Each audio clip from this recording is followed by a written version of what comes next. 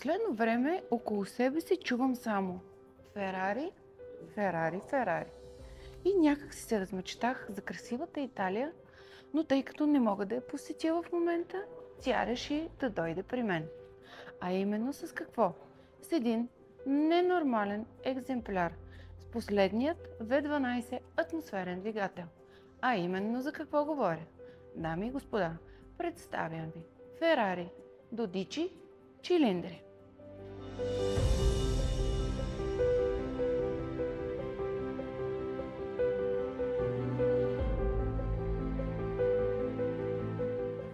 А именно на по-простен език, да кажем 12 цилиндъра. И тъй като това е първият екземпляр в България, съм изключително развълнувана да ви го покажа именно днес. Защо ли? Защото е чудесна. Ферари отдаде внимание към 3,9 литровия V8 със своето F8. Но сега италианските инженери се фокусират върху най-емблематичния тип двигател на марката, а именно V12. За съжаление, във време като сегашното получаваме много рядко Ферари с V12 двигател.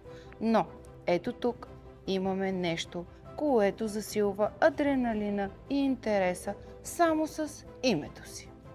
12 цилиндъра заменя своя предшественик 812 Superfast, наследник на F12, 599 и много други италиански берлинети от 40-те насам.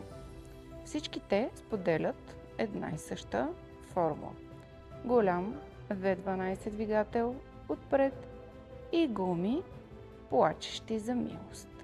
Поради многото нови рестрикции, различни ентусиасти смятаха, че 812 ще бъде последният екземпляр с V12 двигател, но за наша радост Додичи Цилиндри вече е факт. С нов подобрен двигател, ново шаси, нова скоростна кутия и много нови технологии, както и този емблематичен звук.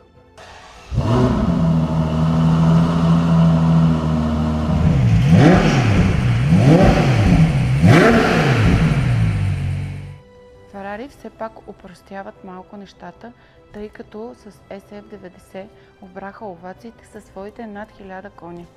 Тук при Додичи Цилиндри се борим само с 830 конски сили, както е 812 компетиционен. 6,5 литровия атмосферен V12 двигател се крие под огромен капак. И когато го отворим, можем спокойно да видим сърцето. Той е изнесен зад предната ос, което помага за центъра на тежестта и стабилността на този красавец. И докато сме навън, нека да поговорим малко и за дизайна на това 12 цилиндри. Изключително интересно, както поема крачка към бъдещето, така и на детайли, вдъхновени от своите предшественици от 50-те и 60-те години. Едновременно имаме спортно излъчване и стил в силуета й.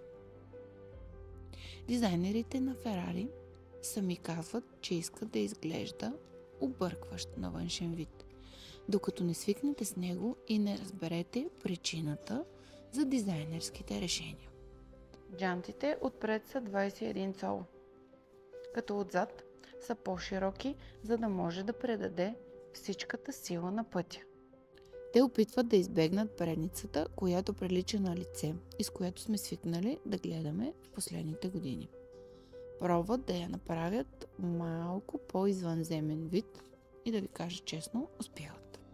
Черната поликарбонатна лайсна, с която идва в този цвят. Между фаровете е вдъхновена от 365 Дайтона. LED лентите, които продължават и под калника, зад предната гума, напомнят много на хромираните елементи от старите берлинети. Да ви кажа, задницата също не е за пренебрегване.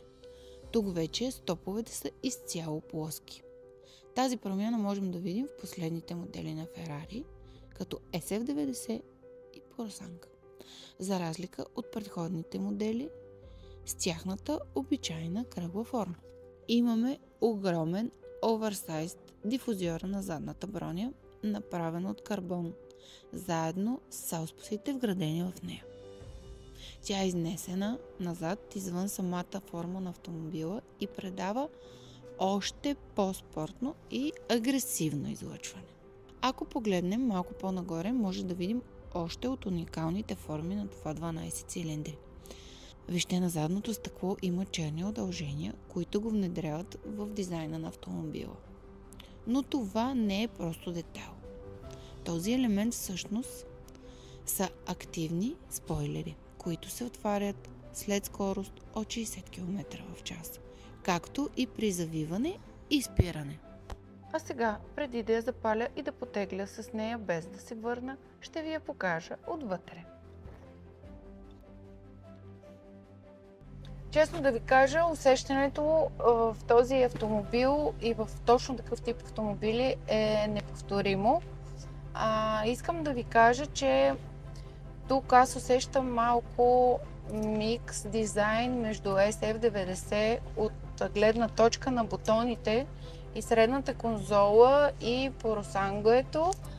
15-инчов дисплей пред шофьора, 10-инчов дисплей по средата и сърпрайз, 8-инчов дисплей за пасажирът отдясно. Седалките наистина са просто уникални. Можете да ги видите отблизо. Кожата съвършена. Коритото е чист карбон. Както има и тапицерия от същия цвят долу до крачетата.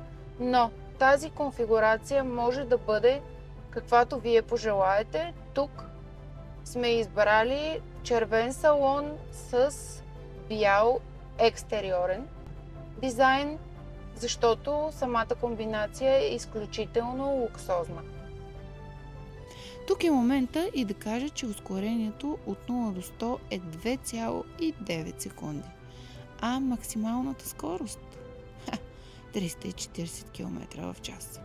Максималните обороти пък са 9500, благодарение на които имаме този уникален агресивен звук. Чуйте го!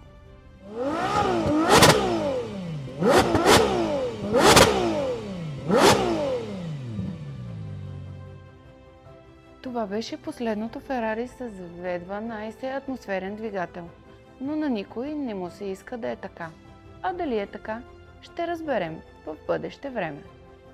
А от мен, до скоро!